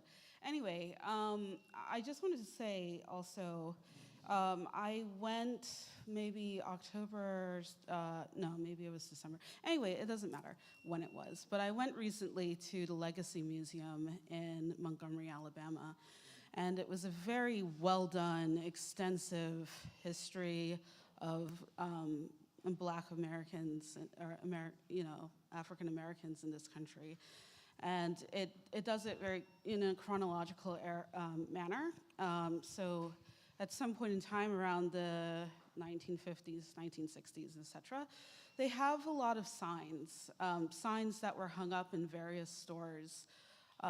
Some say no Indians, no Redskins, no blacks, no coloreds. It also says no Jews along with the colored. So I just wanted to say, we're all in this room othered in this country. And so we should we should be banding together and bonding over those commonalities instead of concentrating on nitpicking and that sort of thing. Also, to piggyback on what this young lady was saying about history, it's very important. The history is very spotty.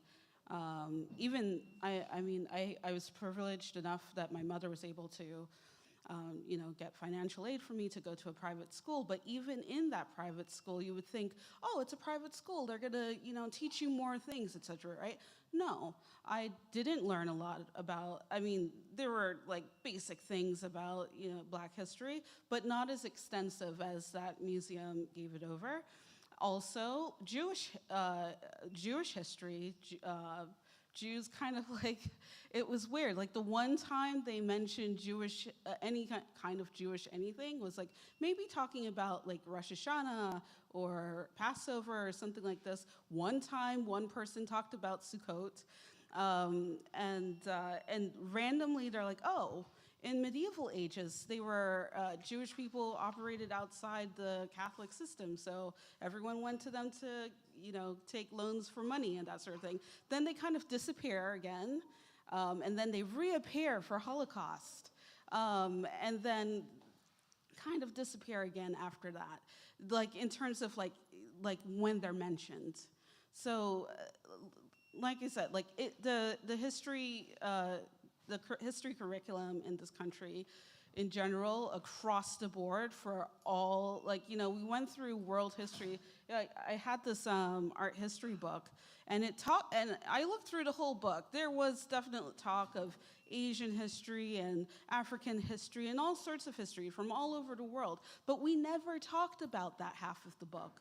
We only talked about the first half of the book that was predominantly Western history, Western European history. And a little bit of American history. So we have a lot to do with regards to building curriculums and that sort of thing. And then my last point, I know you're like, give me back the mic. Anyway, but my last point is, I'm working with an organization, One Crown Heights. I'm working with Rabbi Cohen here and Bob Kaplan and a few other people in this room. And we have our festival each year. Usually in August, so this year it's August 20th. 2023, 12 to 5, Broward Park. Anyway, please come. We have conversation tents there, so we'll continue this conversation there as well. And we're creating space for children to get together, for families to get together, and to learn about each other, talk to each other, etc. And I'd also like to say that last year we had a basketball program for youths, 10 to 12 for boys. As Rabbi Cohen explained, we segregate boys and girls. So we had a boys program for the Black and Jewish community. And we had Black and Jewish coaches for the basketball. And it was a very successful program. At first, you could see that the kids didn't quite trust each other, but by the end, you could see them playing together afterwards, building friendships with each other, trusting each other, and taking that, off the court and into their lives. So hopefully we should have more of those sort of events and sort of activities. Please watch out for all of that. OCH. Come on, put your hands together. Just after Pastor Charmaine Bird and then back to the panel, just one thing I need to say. I see Simca is here with her husband and their beautiful baby. But something that's really important that I heard you said, Mayan, and I think that's part of the problem, Rabbi Bob Kaplan, is that I think one of the conversations I've heard, and we'll address that probably at another time, is that the Jewish community want us to come to them instead of them coming to us. And so it's always that we're trying to be accommodating to one community versus them coming to us. And I understand what you're saying, Rabbi Eli Cohen, in that because of, you taught me about the 613 rules and laws. And so, but I think what we're looking for, Mayan, and for my Jewish brothers and sisters who are here, what we're looking for is an equal communal conversation where both communities can come to each other, right? And not just, even though you have basketball and all those other things, we're looking, because what we want to do is, tonight really is about what answers, we're looking for the answers in order to eradicate the hate. That's what we're looking to do. Eradicate the hate, get rid of the hate. And so places like Repair the World, they have programs that you can go to from within, that you can join and understand. Mayan, you were saying terminologies that half the people in here, anyone know if you're not Jewish, just put what Sukkot is. If you know, do you know what Purim is? Anyone in here know what Purim is? Okay, only a couple, on the preachers up in here. Yeah. We don't know what that is, and I wouldn't have known what it is if I never went to Repair the World. You see that, my point? And so we need to find a way. I think you used a terminology once when I was sitting at the table, and you asked Mayan again. You said, Mayan, there's a word that you use about if we're all speaking the same language and a foreigner comes in and the foreigner doesn't even understand what you're saying, you have to find commonality in speaking. And we need to find commonality in our understanding of speaking to each other. Isn't that right, Robert Plotkin? We need to find, how do we understand each other? I don't know what Sukkot is. I don't know what Purim is. I don't know what half the things they're saying is. And so outside of that, we need to find ways that we can commune and talk to each other so if you see a hate crime that you can say, hey, Dave, I saw a hate crime happen, and so, it was in your community and it looks like this, and vice versa. We need to have more of those conversations. Pastor Bird. Hello, good evening to everyone. I'm not going to take up too much time. I love the panelists. I know them all, and I've worked with them, and I've seen them, so I commend them. I commend you, Brother Moderator, for having these type of discussions. I know a lot of people. Those are two of my good friends over there. One of them is my neighbor, my aunt, and I get excited every time I see her on the block. But I want to say this. My beautiful sneaker girl brought up a point, but not only did she bring up a point, I think that we brought up the point about young people being in the room. I'm not going to tell you, Brother Moderator, but I would like to see young people on the panel as well. Mm-hmm. We have to hear from them. I want to hear from them. We talked about different, I'm just looking at when we have these conversations, you said once a month. Once a month is great. But what happens, I want to see where it becomes active, that we have the resources. So when Brother Malik talks, that there's someone in the room that can address that freshness, that we can have the resources in the room as we have these conversations. Because a lot of times we leave meetings and we have great intentions. We exchange cards and information, and we do nothing until the next time we get in the room. Mm-hmm. I want to see us move toward our goals. I want to hear from the young people, because our young people are living through this. I heard Vanessa say her experiences. I heard Drew say, but watch this. They're full-grown adults, parents. But watch this. They all reverted back to something that happened in their childhood. Mm-hmm. And so we need the resources. We need to hear from the young people so that when they get 30 and 40 years old, they don't have these same occurrences that happen. And we have people who are in the room who are counselors and clinical social workers, and I want us all to bring it in the room. I want us to move from the table and be able to break bread, but in a healthy way, that we create an environment that we don't get the repeat of what we heard here tonight. I thank you.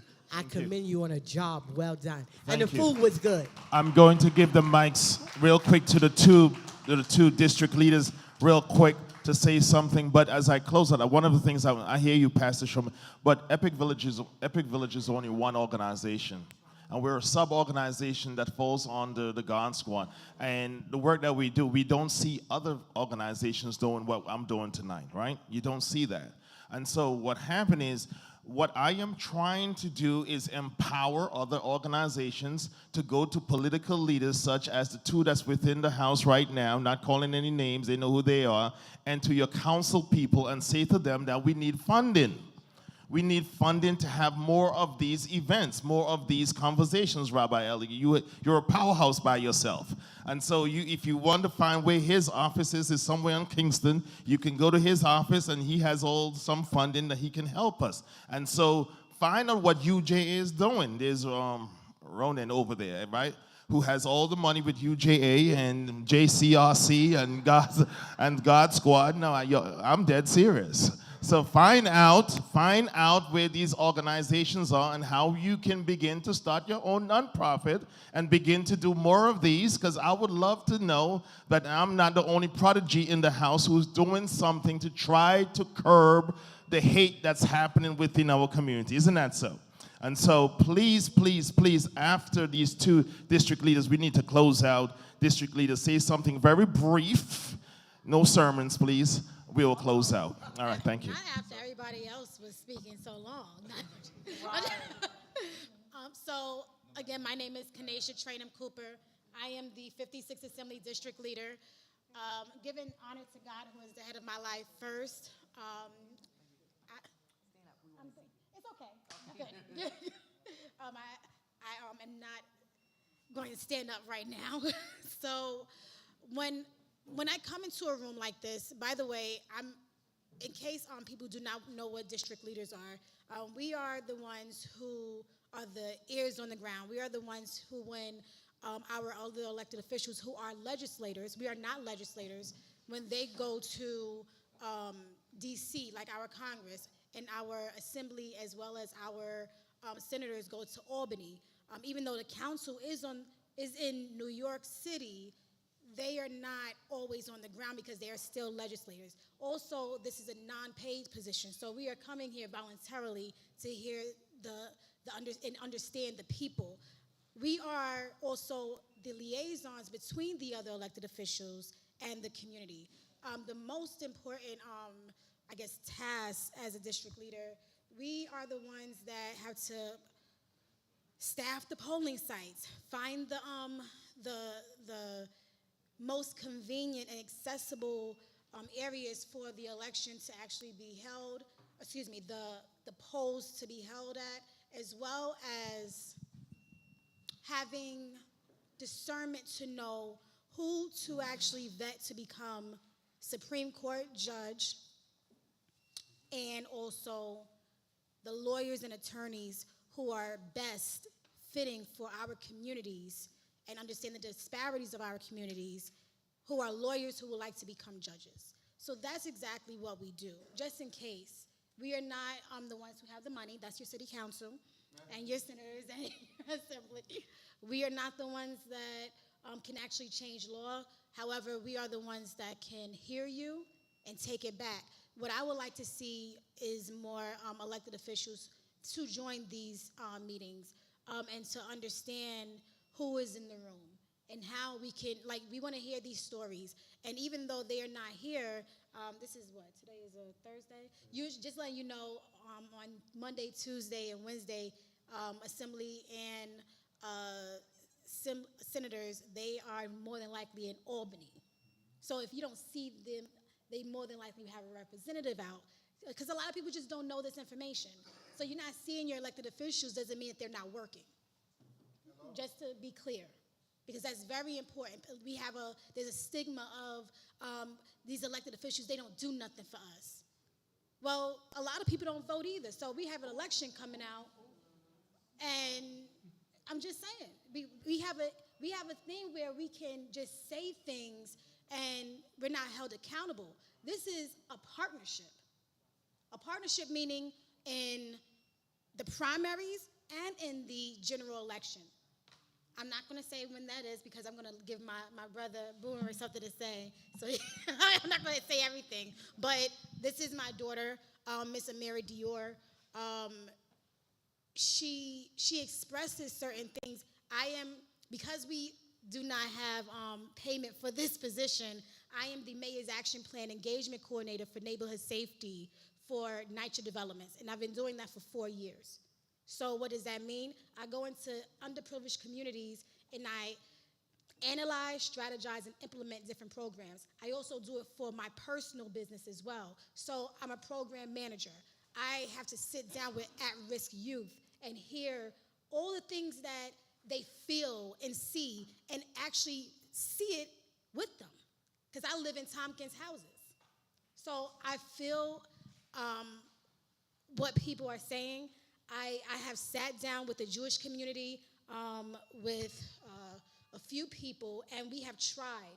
We have tried and tried in Bedford-Stuyvesant and Northern Crown Heights. So I applaud my brother, my big brother here, and the entire panelists. I know a few of them. My family and my sister in Christ was up there. My godfather, Uncle Craig. I was like, did I just talk to you? But he's not here right now. But I'm just excited to see that this is happening because that's what's important. Just making this first step. But my whole thing is, what's next step? When it comes to certain things, I like action steps. What are we going to do after this? So, like everyone is here, we all need to write down something that we're going to do so that when we come back, it's already done. It's already done. We already did that. Now the next thing we need to do. Does that make sense? Yes. Okay, I'm not going to say. Michael Blue, after that, panelists. I'm going to stand before the school teacher tells me to stand up. Hi, my name is Mike Boomer. I'm the Assembly District Leader in District 57. which part of Bed-Stuy here is part of my district. So I thank Dr. Allen for the invitation. I was excited when I saw the people on the panel and the people in the room, because I come to hear. I come to listen. As my sister said, we are liaisons between you and your official leaders. If I can't hear what you guys are saying, or if you're not saying anything, then I can't go back to the official leader and say, or the assembly person, say, these are the issues that's going on in my community we need to address. So we're not legislators, we're earpieces. And one of the things that I find that's lacking is civic responsibility.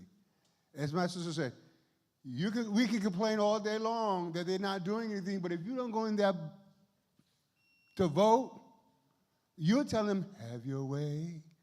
And the only song I know that have your way is with Jesus, have your way, Lord, Lord, have your way. Man can have his way.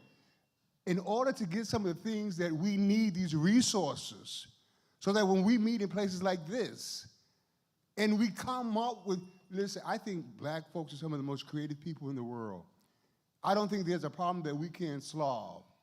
And if we put our minds together in collaboration with each other, we can get the resources so that our young kids can go up loving themselves so they don't have to hate their neighbor. I think and I believe that the root cause of all this hatred is because we have not learned to love ourselves yet. And as kids, we have to learn to love ourselves so that when we go out into the world, hello somebody. Oh, I forgot I was a preacher. Here, take this. That we can stand tall, toe to toe with anybody, any race, any color, any religion, and say, I am just as important as you. So therefore, I matter. Whether you believe it or not, I love myself. So guess what? I'm going to do what's best for me. And once I believe, because being in this position for these last several months, I've seen our youth, I've seen our seniors, and I've try to meet them where they are, and our kids tell us, love me. Teach me how to love myself so I can go out here and I can do better. And my philosophy is, let me teach you about civics. Because if these officials are not holding their word, then you have the right to put somebody else in. But if you don't know these things, I heard my brother pastor say, because of the lack of knowledge, we are perishing. Because we don't know what's going on in our community, we are perishing. Look at our community. I ain't saying another word. And it all starts with you. Our brother Malik, our pastor brother here, it all starts with each one of us learning to love ourselves and sharing that love with our youth, with our seniors. How do we get involved? We get involved by going in that booth and putting people in place that looks like us. Just past Monday, I'm proud to be on a committee, ad hoc committee, judicial committee, with my sister Khadijah. We had these judges that look like us. Not to show them off, but say, ask them questions. See what their beliefs are. See if they're in line with what we believe in, so that when we go up in front of them, they can understand why that child had to walk out that sort of the bag of potato chips. Maybe that was their dinner for the night. There was nobody home. I've had the privilege of working with Pastor Bird and learning. And when you get a sandwich to a kid, and his mother say, thank you, because that's the only meal for the night, we've got to do better. We've got to teach our kids to learn to love themselves. So as they grow, they don't have to depend on nobody for your handouts. Because that love was in them. Because the word says, as ye love one another, I have loved you. If we said that we're Christians, we said that we love God, let's learn to love each other and ourselves. I'm done, Pastor. Come on, put your hands to everybody. All right, real quickly, panelists, last words as we close out. Thank you. Put your hands together for this panelist who's been patient. Put your hands together for yourselves. There's so much more work to do. See my wife in the back. Everybody put your hands together for her. Thank you for being here, working with the food. Extraordinary panelists. Last words for tonight, Rabbi Bob, Drew, Straker, and Vanessa. I started off first. You go now. Let's hold the mic up close so we can hear. Well, first, thank you, Reverend Allen, for having us here and having me on this panel. The conversation around hate and where we need to go with it still needs to continue, and we still need to have that conversation, especially with the younger folks in the room too as well, but also not forgetting necessarily what stems from it, right? And what gets us to the point of necessarily looking at things from a hate crime perspective, or just having hate in our heart in general towards people or situations from that standpoint. Again, I'm never someone to be long-winded from that standpoint. Again, just want to thank you and everyone else that is on this panel, and let's continue the conversation. Thank you so much. Come on, put your hands together. Brother, excuse me, brother. Excuse me, I'm sorry, I had one more thing to say. Number one, June 17th to the 25th is the primary early election, just to let you know. And the 27th of June is the primary election day. That's the last day that you can actually vote for the primaries. The primary election is extremely important because that's your local elected officials. We need you to come out and vote. Also, before we leave here, I know I said it earlier, I wanted to ask something that, can you hear me better? Okay. Something that that my daughter said, a lot of the children are not educated. So what are we going to do before we leave here? Like, what's the next step where we can say we're going to start educating our children so that they can even want to come here? Like, if they're not interested in coming here because of what they have already learned in school, then you're not going to even grasp their attention to even have a insight of even wanting to be a part of this. So what can we say that we'll do that? Would you like to say something? Well, just to dive deeper. My mom, I don't think is working. Oh, yes it is. Okay. I was just wanted to dive deeper. I know we're trying to leave, but I just wanted to dive deeper in what I was trying to get my mom to say. Is that the main reason why a lot of kids or a lot of black and brown kids aren't in meetings like this is because of like what my mom said about in the schools, what they think that they have already learned, because of course there's slavery and what we're told. There's a lack of respect for other races, but there's also a lack of respect for ourselves and each other. So I feel like if we can learn how to love each other, not just saying, not just only hanging out with people, but like how the pastor said earlier about everyone having understanding with each other, like the policeman also said as well. Everybody having understanding with each other, no matter the race, no matter the religion. I feel like everything would go so much smoother, especially kids in the black and brown community, because we're the only people that we see. We don't understand anybody else because we only see each other. That's it.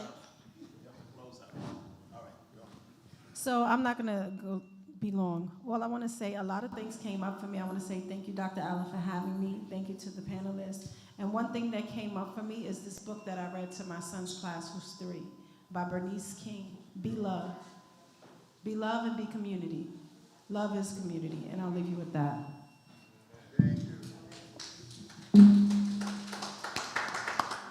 Thank you so much, Dr. Allen, everyone that has come out tonight, and fellow panelists. It's good to be here with you all.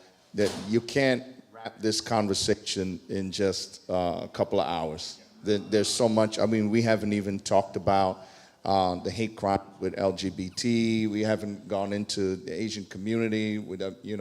There's so many areas of hate that we need to focus on. But at the end of the day, we need to hold government accountable as well. social media platforms that continue to promote this kind of hate, they have the power to shut some of these things down, enforce some of the hate crime laws that are on the books, begin to, put initiatives forward to really do what they can to stop the inequities that are happening in our nation. But none of that is going to really stop hate. When you look at the economic injustice, we talked about that. It's hard for one side of Crown Heights to be in poverty and the other side of Crown Heights and to be in wealth. And if we want to be able to come together and we have to now share the wealth. If the Jewish community is very business savvy, what are you teaching the other side? You just can't complain about the other side. Share some of that knowledge, share some of that wealth, hire some of those young people. And there's a lot that goes on there. But even that is not going to solve the issues in the heart. We've been hearing over and over again in the last few minutes a key word called love. And at the end of the day, if we don't have love, we have nothing. And, I'm a Christian, so I believe the word of God because God is love. I don't think we can love ourselves without knowing the love of God. So the word says, love the Lord your God, all your heart, all your soul, all your mind, all your strength. If I got to give God all, if I got to love him with my all, then there's no love left. So what's left for me? When I give God all, I get his reflective love back. And that gives me the ability to love myself and to love my neighbor as myself. And until we start really embracing that kind of love, we're going to have this continuing of hate. No matter what the divisions, no matter what the issues, no matter what the problems. And I'll shut up before they start turning on the music. Rabbi Bob, and then we. So, this is part of the journey, folks. Part of the journey. It's a long journey. It's going to be a long journey. Dr. King said he may not get there with you. Moses knew that he wasn't going to get there with him. They both stood on a different kind of mountaintop and said, you guys got to move it forward. And that means it's a personal responsibility. So we got to continue to learn from one another. And I've learned from Pastor Stryker. I've learned from Pastor Monrose. I've learned from Pastor Hines about gun violence. So I want to invite you all on May 3rd in partnership with UJA Federation. We're going to be hosting a major forum to engage my community in an issue that they haven't been engaged in enough, and that's gun violence in America. In America, and all kinds of gun violence. Gun violence from everything that 51% of the gun violence in America is suicide. Don't know that one. I didn't know that one until I read the statistics. The continuous gun violence that's happening every day in the streets of New York City, particularly in the streets of Brooklyn and the Bronx. The gun violence that we read about in the newspaper because it's mass shootings, and then intimate partner gun violence that's happening on a consistent basis. But who's making the money from the guns, folks? By the way, it ain't the Jewish community, it ain't the black community. And that's one last thing I want to say before I leave. Somebody is happy that we don't like each other. That's good. Somebody's happy that we don't like each other. Because if we don't like each other, they don't have to do their job. So they say, you Jews, you blacks, you continue to fight. We'll give you some stuff. We'll allow you to have some voices once in a while. But there are folks out there. Somebody took the guardrails off of hate. And we all know who those somebodies are. We all know about white supremacy in America. And we know how it was on the margins of America, and now it is on the tip of the tongue of major leadership in America. Not just on the tip of the tongue, it's full-throated. And it's not just aimed at blacks and Jews, it's aimed at Asians, as you mentioned, it's aimed at immigrants, it's aimed at everybody who is not part of their world that they think is the right world, and that's the world of white supremacy. And until we take responsibility for dismantling racism in ourselves, Until I learn how to confront hate in me, then I can't love somebody else.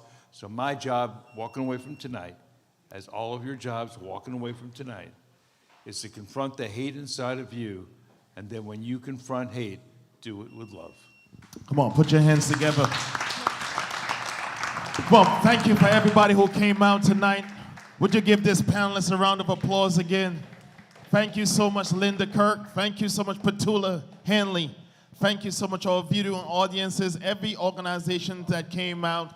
Pastor Jamel Lewis for the music, thank you so much. Thank you, all the rabbis that came out, who's watching this after, all those who's watching. Thank you so much. Come and get this panelist information. They're wonderful people. Thank you so much for being here tonight. Y'all did that. Thank you.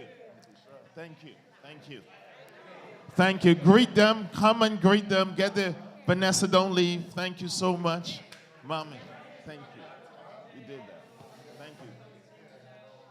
I'm sorry, y'all.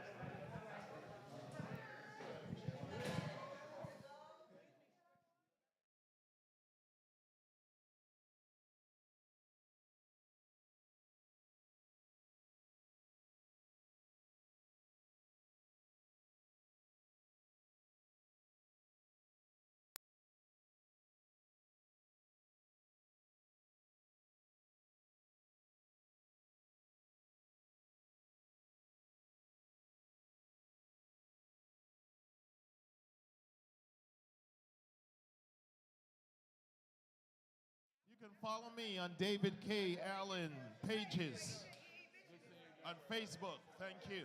On YouTube, Dr. Dave K. Allen, Dr. Dave K. Allen, on YouTube. And you can follow, say your name? Come on.